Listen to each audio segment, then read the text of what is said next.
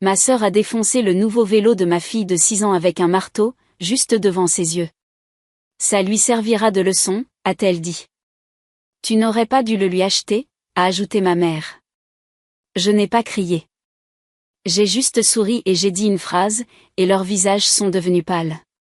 Maintenant, laissez-moi revenir en arrière une seconde, car si je ne le fais pas, vous allez croire que j'invente tout ça. Mais non, c'est vraiment arrivé. Imaginez. Un samedi après-midi ensoleillé. Un de ces moments rares où le linge est plié, le lave-vaisselle ne me sonne pas, et le monde semble presque gérable. Ma fille Elisa gambade partout, un sourire aux lèvres, rayonnante d'excitation. Elle brûlait d'envie de montrer le vélo qui est garé dans notre allée. Brillant, éclatant, parfait. Et qui avons-nous invité? Ma mère et ma sœur Sheila. Parce que, bien sûr, pourquoi gâcher un samedi parfaitement bon avec des querelles familiales? Dès qu'Elisa les aperçoit, elle s'écrie presque, « Vous avez vu le nouveau vélo ?»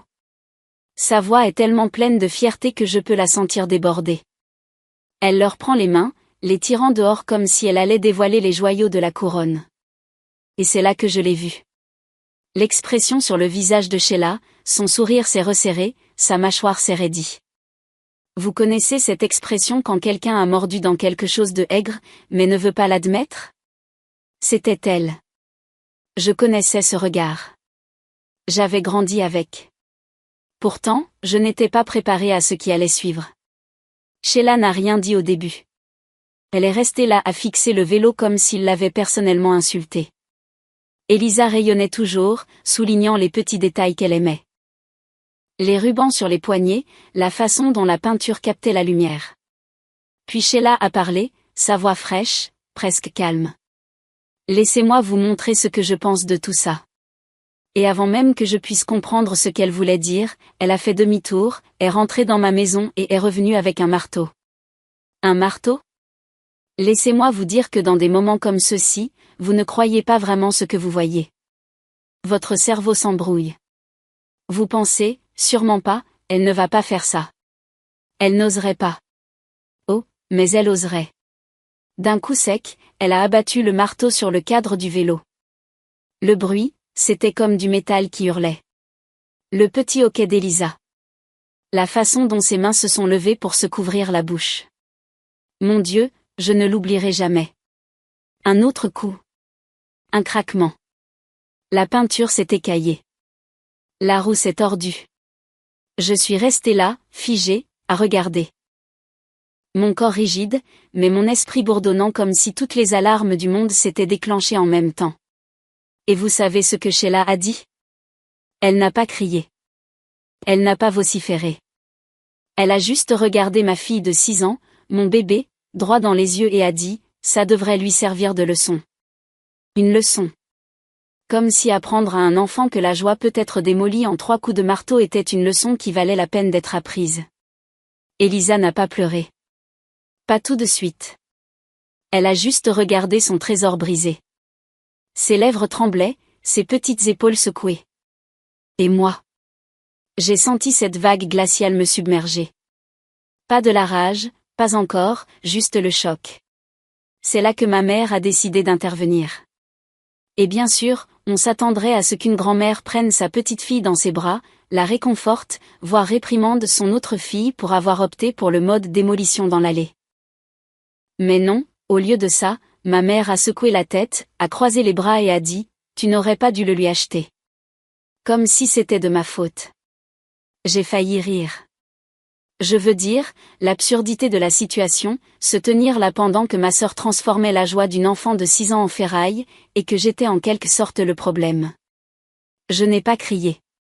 Je n'ai pas pleuré. Je ne me suis pas jetée sur Sheila ou arraché le marteau de ses mains. Non, je suis restée là et j'ai souri parce que parfois le silence est le couteau le plus aiguisé que vous ayez. Sheila a laissé tomber le marteau sur le béton avec un claquement. Elle avait l'air satisfaite. Ma mère a hoché la tête comme si Sheila venait de faire une remarque sensée. Et moi? J'ai juste souri et j'ai dit une phrase, et quoi qu'elles aient attendu de moi, quémander, me défendre. Oh non! Ce que j'ai dit a fait pâlir leur visage. Maintenant, vous êtes probablement impatient de savoir quelle était cette phrase. Et je vais vous le dire, mais pas encore. Parce que la vérité est que ce moment-là, dans l'allée avec un vélo réduit en un tas inutile, ma sœur arborant un air suffisant, et ma mère affichant un air vertueux. Ce moment n'est pas sorti de nulle part. Il s'est construit au fil des années. Sheila était ma petite sœur, 2 ans plus jeune que moi, et elle est venue au monde en criant. Et honnêtement, je ne pense pas qu'elle ait jamais arrêté.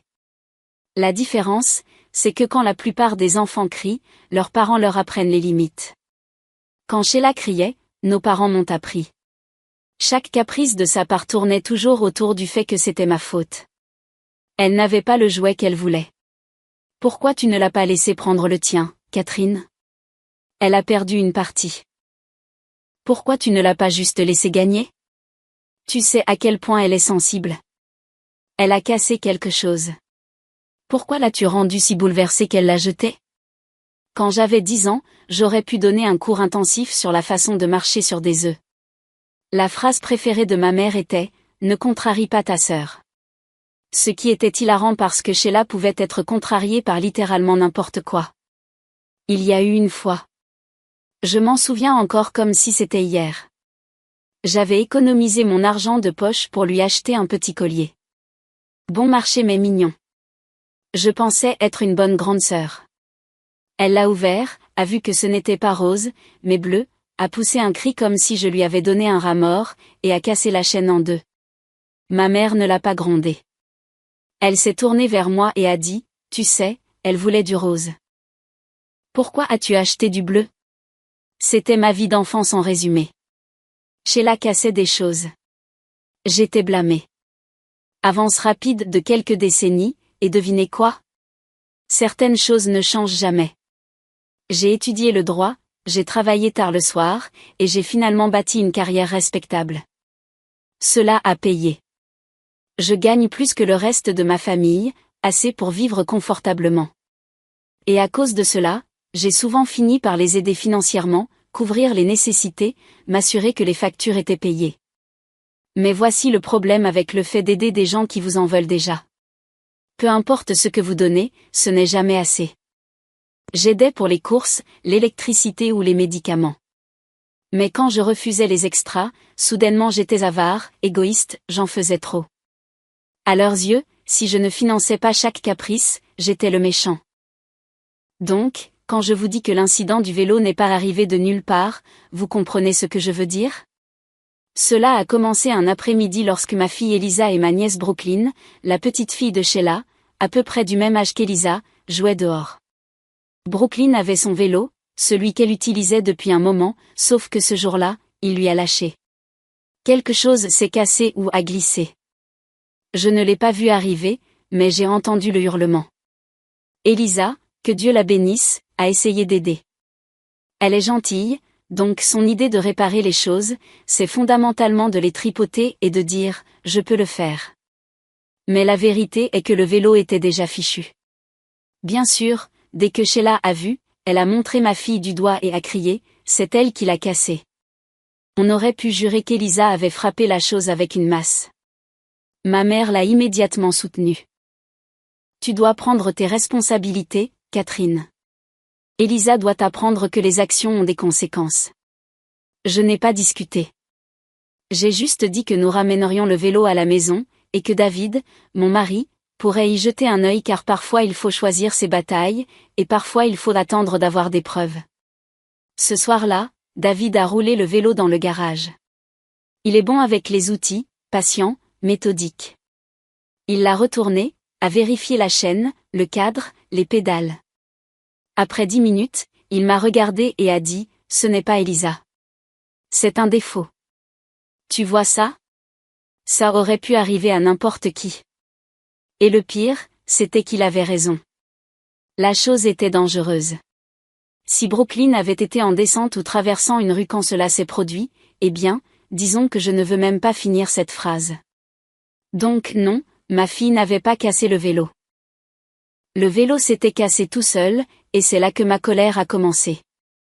J'avais travaillé dur pour passer mon diplôme de droit, donc je savais exactement quel mot utiliser quand les gens essayaient d'éviter la responsabilité. J'ai pris le téléphone et j'ai appelé le fabricant. J'ai expliqué la situation en détail. Un vélo d'enfant cassé à cause d'un défaut, dangereux, inacceptable. J'ai peut-être aussi mentionné des mots comme responsabilité et blessure. C'est drôle comme les gens commencent à écouter vite quand on les saupoudre de ces termes.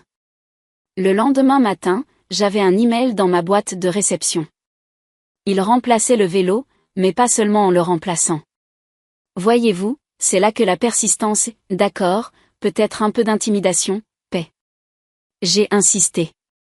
J'ai soutenu qu'un remplacement basique ne suffisait pas. Brooklyn mérite quelque chose de mieux, surtout après le danger dans lequel elle avait été mise. Ils ont donc accepté de passer au modèle même que Brooklyn réclamait, le vélo de ses rêves, celui dont elle parlait sans arrêt. Et quand cet email est arrivé, j'ai souri parce que finalement, enfin, il allait y avoir une forme de justice. Non seulement Brooklyn aurait le vélo qu'elle voulait, mais Elisa serait disculpée. Tout ce bruit comme quoi elle l'avait cassé s'effondrerait au moment où tout le monde verrait ce qui s'était réellement passé. J'ai décidé de garder cela secret. Je voulais que ce soit une surprise. Imaginez. Le visage de Brooklyn s'illuminant en voyant le vélo de ses rêves l'attendre. Sheila réalisant que sa fille avait quelque chose de merveilleux grâce à moi, pas malgré moi. J'ai pensé pendant un bref instant, peut-être que cela pourrait guérir les choses. Mais comme j'allais la prendre dans l'allée, certaines personnes ne veulent pas que les choses guérissent, elles veulent qu'elles soient brisées. Dans la tête de Sheila, j'avais acheté ce vélo pour mon enfant alors que son enfant n'en avait pas. Dans sa tête, Elisa avait cassé l'ancien, et maintenant j'avais acheté le modèle exact dont sa fille rêvait, pour qu'Elisa puisse le monter devant elle. Humiliation déguisée en générosité, cruauté en ruban scintillant. C'est l'histoire qu'elle s'est racontée en levant le marteau. J'ai laissé le silence s'étirer jusqu'à ce que même les oiseaux semblent mal à l'aise. Le métal a fait un léger cliquetis en se stabilisant. La bouche de ma mère était une fine ligne d'approbation, comme si la discipline venait d'être appliquée et que le dessert allait suivre. Je ne leur ai pas donné de dessert. Je vais le dire une fois, leur ai-je dit, la voix si posée qu'elle m'a surprise moi-même. Ce vélo n'était pas pour Elisa. 2 temps. Leurs pupilles ont fui, cherchant l'astuce. C'était pour Brooklyn. Sheila a cligné des yeux la première. Non, ce n'était pas le cas, a-t-elle dit vite, comme un éternuement.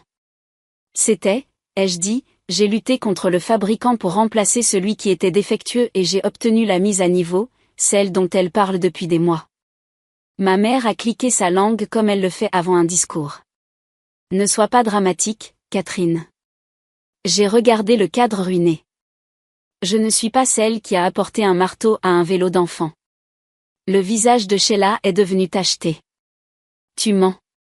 Tu mens toujours quand tu te fais prendre. Sur quoi? Des emails, des papiers, les mots comme responsabilité et sécurité des enfants qui portent badge. J'ai laissé un sourire esquissé. Voulez-vous que je les retrouve ou préférez-vous que je les lise à voix haute dans la cour avant? Cela a touché. J'ai vu cela se registrer. L'éclaircissement, le recul, le besoin soudain de réorganiser les meubles de son histoire. Son regard a glissé du vélo à Elisa et de retour à moi. Tu t'attends à ce que je croie que tu as fait quelque chose comme ça pour mon enfant? Non, ai-je dit, je m'attends à ce que tu regrettes ce que tu viens de faire. La main d'Elisa a trouvé le dos de ma jambe, petite, chaude, stable. J'ai couvert la sienne de la mienne. Je n'ai pas baissé les yeux. Je ne voulais pas qu'elle voie mes yeux encore. Pas comme ça. Ma mère s'est avancée comme si la simple proximité pouvait remodeler la réalité. Catherine, il n'y a pas besoin d'humilier ta sœur. Tu peux arranger ça. Déclarer l'assurance. Dites que c'était un malentendu. Et la partie où une femme adulte a détruit la joie d'une enfant de 6 ans exprès, ai-je demandé. La classons-nous sous malentendu ou moment d'apprentissage? Sheila a croisé les bras si fort que ses jointures sont devenues blanches. C'était un moment, a-t-elle reniflé. Les gens ont des moments. Pleurer dans la cuisine est un moment, ai-je dit. C'était un projet de démolition. Surveille tonton, a répliqué ma mère, comme si le ton avait été l'arme ici. J'ai laissé le silence retomber. Il avait du poids maintenant. On aurait pu y poser un verre. Partez, ai-je dit. Sheila a ri, un aboiement sec et incrédule. Partir d'où? Ma maison, ai-je dit, et après ça, ma vie. Elles m'ont regardé comme si j'avais annoncé que je déménageais sur Mars. La main de ma mère a flotté, les doigts serrant des perles qui n'étaient pas là. Ne sois pas ridicule. Nous sommes une famille. Ce mot, ai-je dit, ne signifie pas ce que vous vous servez à lui faire dire. Les yeux de Sheila se sont plissés. Tu ne le penses pas, j'ai gardé ma voix égale. Si. Elle a fait un pas vers Elisa. Je me suis déplacée, instinctivement, une main, ramenant doucement ma fille derrière moi. David n'avait pas parlé jusqu'à présent. Vous connaissez ce calme que certains hommes ont et qui peut donner l'impression d'une pièce qui se souvient de sa forme. Il est monté sur le porche, s'est essuyé les paumes sur son jean et s'est arrêté à côté de moi. Il est temps d'y aller, leur a-t-il dit doucement. Pas en colère, pas suffisant, juste définitif. David, a tenté ma mère. Parle à ta femme raisonnablement. Je le fais, a-t-il dit. Et voilà, une porte qui se ferme sans claquer. Sheila a regardé au-delà de nous dans le couloir comme si les bons mots pouvaient encore être accrochés à un porte-manteau. Tu ne peux pas faire ça, a-t-elle dit. Nous sommes ta famille.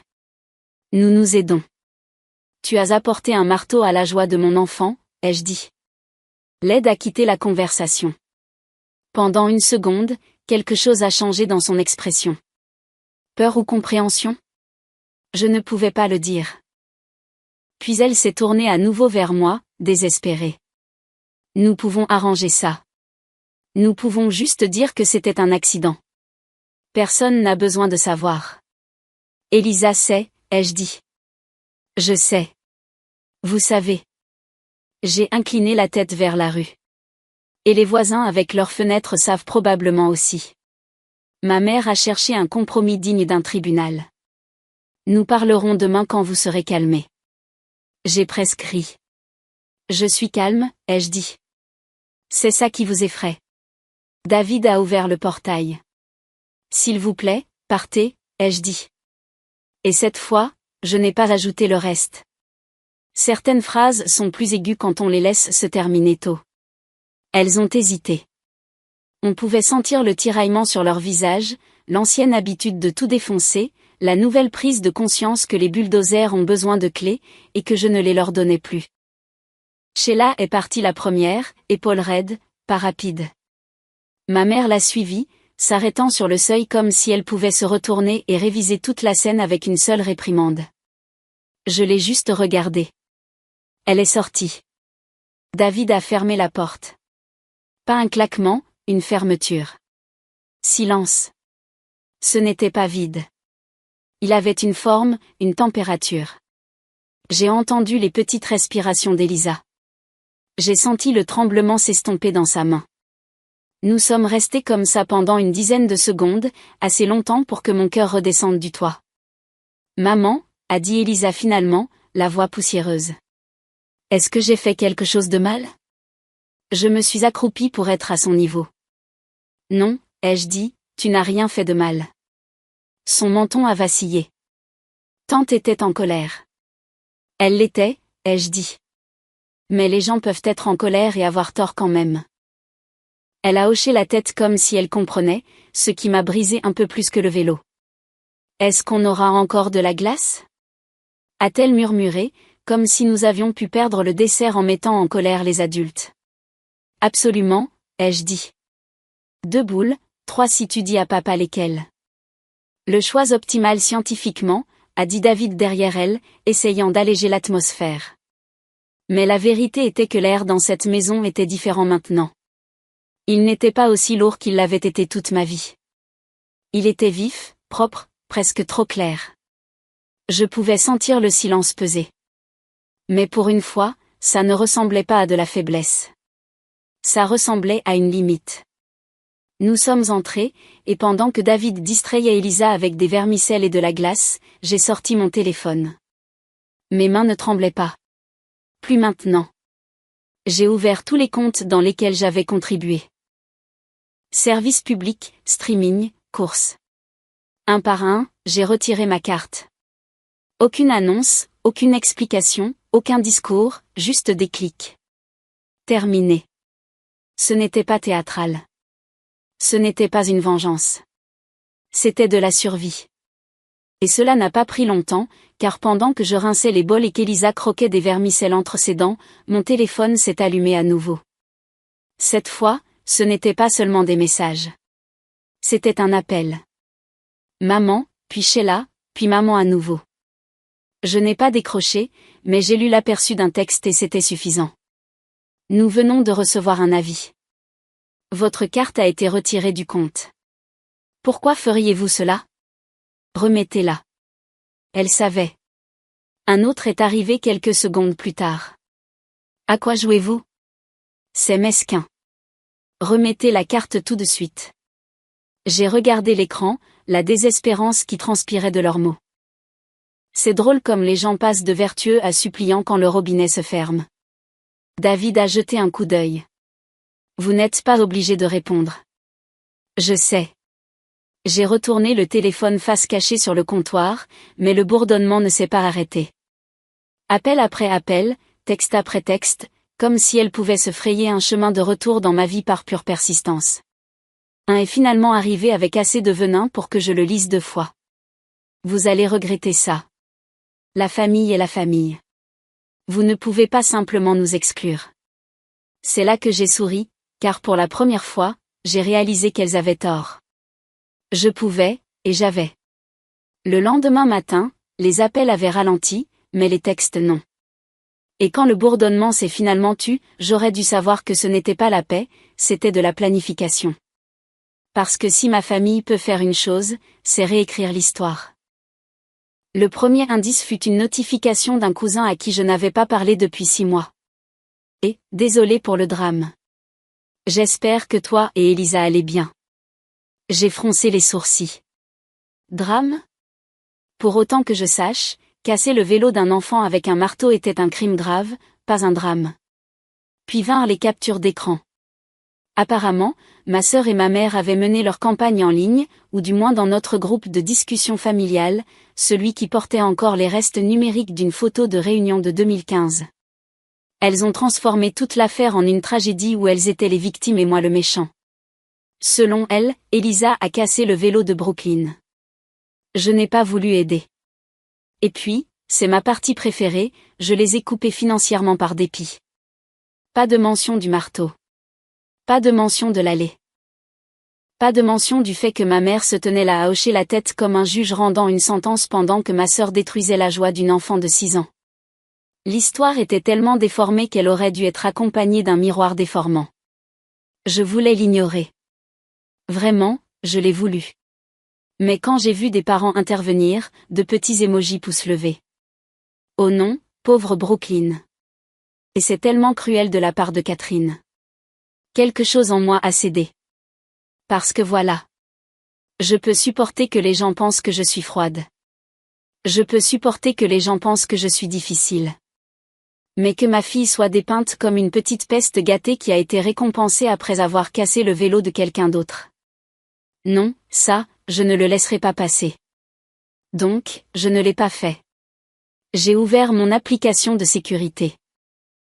Vous savez ces caméras que vous installez sur votre Porsche parce que vous êtes paranoïaque à propos des voleurs de colis? Il s'avère qu'elles capturent parfois des crises familiales, aussi. Et voilà, cristallin. Sheila sortant avec un marteau. Le petit hoquet d'Elisa. Du métal qui se tord. De la peinture qui craque. La voix de ma mère en arrière-plan me blâmant. Toute cette symphonie laide.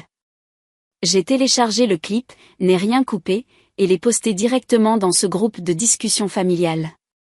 Pas de commentaires, pas de discours, juste la vidéo en une seule phrase. Pour information, ce vélo était destiné à Brooklyn. Sheila l'a détruit elle-même. C'est pourquoi Brooklyn n'a pas de vélo maintenant. Puis j'ai posé le téléphone. Je n'ai pas eu à attendre longtemps. Le groupe a explosé comme une grenade dans une boîte de conserve. Des tantes haletants en majuscules. Des cousins tapant WTF comme s'ils auditionnaient pour un nouveau raccourci clavier. Les gens qui avaient discrètement cru à la version réécrite ont soudainement dû regarder la vérité en face. Et la vérité portait un survêtement et tenait un marteau. J'aurais dû me sentir vengée. Au lieu de ça, je me sentais fatiguée. Parce que voilà. Une fois que vous avez mis la vérité là-bas, les gens ne vous en remercient pas. Ils se contentent de choisir plus fort leur camp. Ma mère a appelé dans l'heure. Je n'ai presque pas répondu, mais une partie de moi voulait entendre quelle excuse elle allait trouver. Elle n'a pas déçu. Oui, peut-être que ta sœur a réagi de manière excessive, a-t-elle commencé. Mais comment as-tu pu poster cette vidéo? Tu as ruiné sa réputation. J'ai retenu un rire. Elle s'est ruinée elle-même, maman. J'ai juste appuyé sur lecture. Tu n'humilies pas la famille, a-t-elle sifflé. C'est drôle, ai-je dit. C'est exactement ce qu'elle a fait à une enfant de 6 ans avec un marteau. Le silence au bout du fil était assez aigu pour faire couler le sang. Puis elle a raccroché. Mais les répercussions n'étaient pas terminées, car la vidéo n'a pas seulement fait le tour de notre groupe familial. Elle s'est répandue auprès d'amis, de voisins. Quelqu'un l'a même postée sur Facebook avec la légende « Qui fait ça ?» Et apparemment, une personne qui l'a vue était le mari de Sheila. Maintenant, je ne prétendrai pas que nous nous sommes jamais bien entendus. Il agissait toujours comme s'il auditionnait pour le rôle de l'homme le plus fatigué d'Amérique, mais même lui n'a pas pu regarder ces images et hausser les épaules. Il m'a appelé. Il m'a réellement appelé, ce qu'il ne fait jamais. Est-ce que c'est réel, a-t-il demandé. Sa voix était plate, mais j'entendais quelque chose en dessous. Oui, ai-je dit, c'est réel. Il a expiré longuement et lentement, comme l'air quittant un ballon trop gonflé. Merci, a-t-il dit et a raccroché. La prochaine chose que j'ai entendue, c'est qu'il avait demandé le divorce et la garde de Brooklyn. Et étrangement, ce fut le premier moment où j'ai ressenti un soulagement, car cela signifiait que quelqu'un d'autre avait enfin vu ça. Enfin dit, ce n'est pas normal. Les appels de Sheila et de ma mère continuaient d'affluer. Mais maintenant, ils avaient un ton différent. Moins de rectitude, plus de désespoir. Tu n'aurais pas dû poster ça. Tu déchires cette famille. Pense à ta nièce. Comme si je n'y avais pas pensé tout ce temps. J'ai arrêté de répondre. Au lieu de cela, je me suis assise sur le bord du lit d'Elisa cette nuit-là, à la regarder dormir, et je me suis permis de ressentir quelque chose que je n'avais pas ressenti depuis longtemps. Pas de la rage, pas de l'épuisement, juste de la clarté. Parce que voilà ce qu'elles n'ont jamais compris. La famille n'est pas un laissez-passer gratuit. Vous n'avez pas le droit de casser, mentir et exiger tout en vous attendant toujours à une loyauté inconditionnelle. La famille est censée signifier protection, sécurité, amour. Et si ce n'est pas le cas, alors peut-être que la famille n'est qu'un autre mot derrière lequel les gens se cachent quand ils ont peur des conséquences. À la fin, j'ai tracé la ligne. Peut-être que pour certaines personnes, c'est trop. Pour d'autres, peut-être pas assez. Qu'en pensez-vous? Dites-le moi dans les commentaires. Et n'oubliez pas de vous abonner pour les mélodies de ma chaîne.